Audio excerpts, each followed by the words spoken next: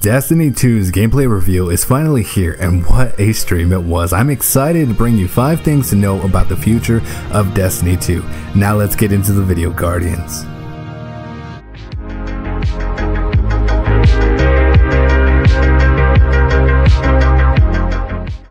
Number 5, the story.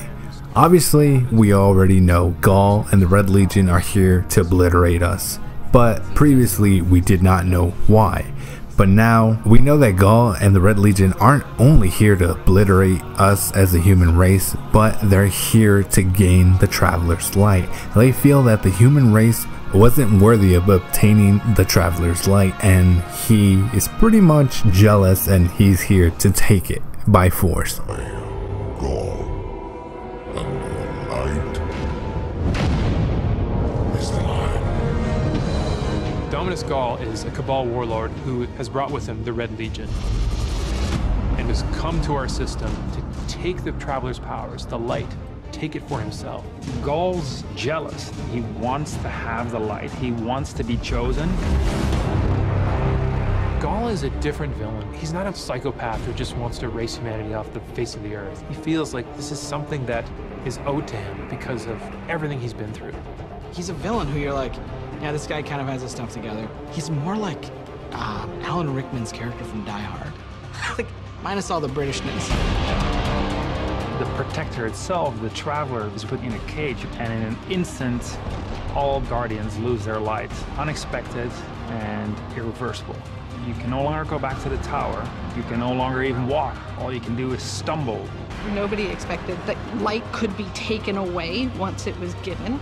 The city has been lost and the Vanguard's been cast out, and you are the hero of this story. Whether you're a Titan, a Warlock, or Hunter, you have to go out and get your powers back and take back the city.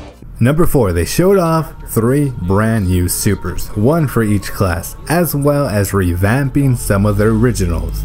Plus, I gotta say, I was right in my theory for the new Titan and Warlock supers. If you need proof, I will be putting in a card right now, and you can go check out one of my past videos. Too bad I wasn't so correct on the Hunter, but oh well, 2 out of 3 is better than nothing. A Sentinel is a Titan, and he is able to summon a shield that he can just knock his opponents out with, or he can throw his shield and just bang it off dudes' heads. And then you have the Arc Strider. They summon this mystical staff and wield it like a crazy acrobat, cracking enemies in the head. It's awesome.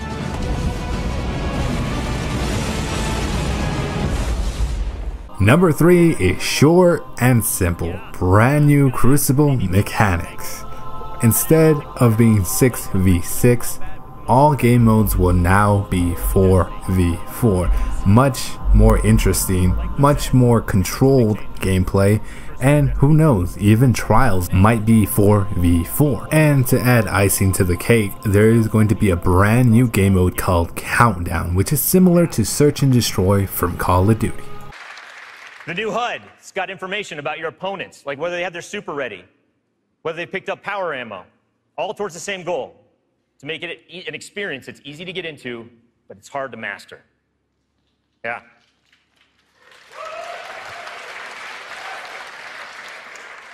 So we got new maps, we got new modes, and we believe this is the best PvP offering that Destiny has ever seen.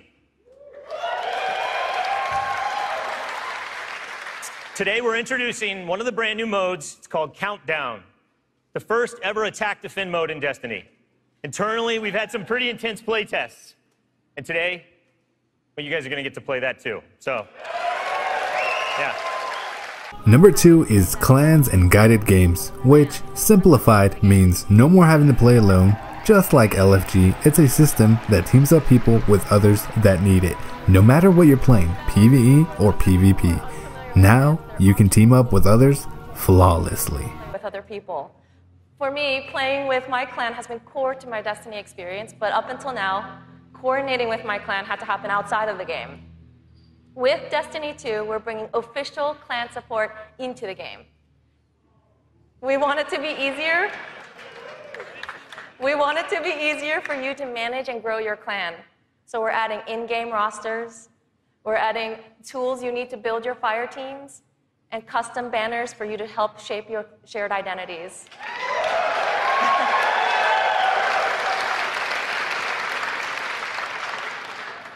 On top of that, we're adding a reward system that is shared by every member of your clan. So whether you're the type of player who raids every week, or you only have the time to jump into a few PvP matches on the weekend, your contribution will help everyone in the clan get rewards.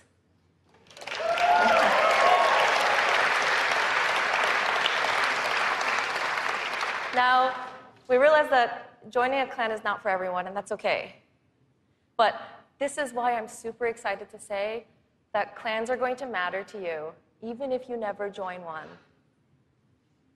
In Destiny, we had co-op activities that were designed to inspire friendship. Activities like the Nightfall, raids, trials. We deliberately kept them exclusive to dedicated groups of people because we believe that challenge is what fuels the memories between you and your lifelong friends. And we didn't think that matchmaking was a great solution because of just how toxic gaming communities can get when you throw strangers temporarily into these challenging experiences. And while we think that playing with a group of people that you know and trust is the best way to experience the game, we made it inaccessible for some players to experience our endgame content. So we had an idea. We have these clans who are our best examples of communities with positive culture. And we have so many players who are looking to play challenging content in this welcoming environment. What if we put those two together? We're trying something new in Destiny 2, and we'd like to introduce you to guided games. Now, at a high level, guided games is a system where clans and solo players can meet to play challenging activities.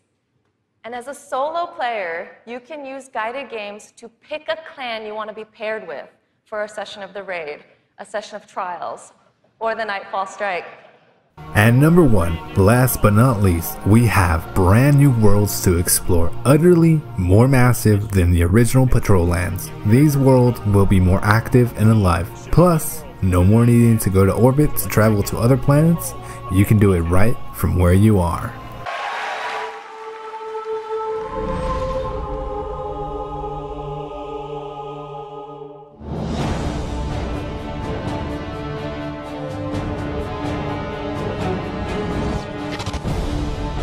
We have these incredible worlds to explore.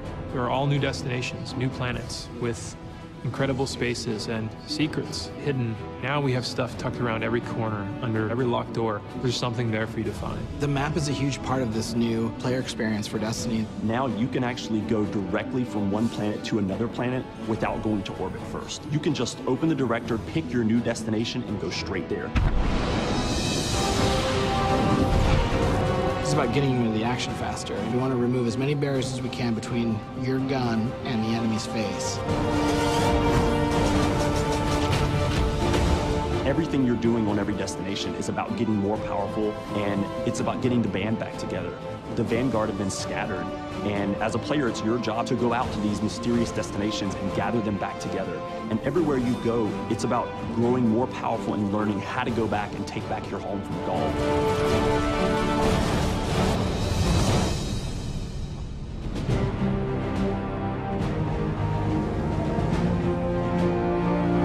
One of the first destinations that you're going to go to is the European Dead Zone.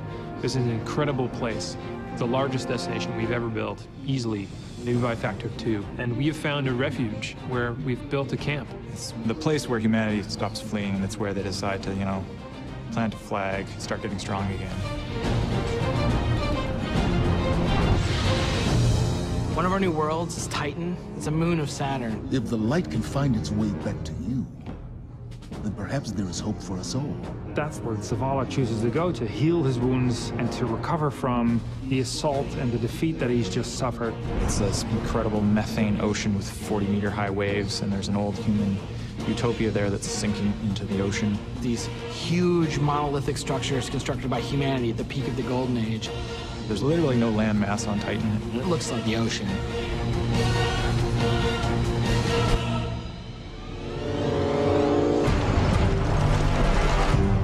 Hurry, come on. I don't know how long this portal's gonna stick. Cade is on a planetoid called Nessus. It has been totally occupied by the Vex. They have transformed it almost entirely into one of their machine worlds. It has its own native vegetation, and the landscape has these incredible canyons that are actually based off of this word I will mispronounce called Tepui, just like these Brazilian plateaus. And then we go to Io, which is this sort of sulfuric yellow moon of Jupiter.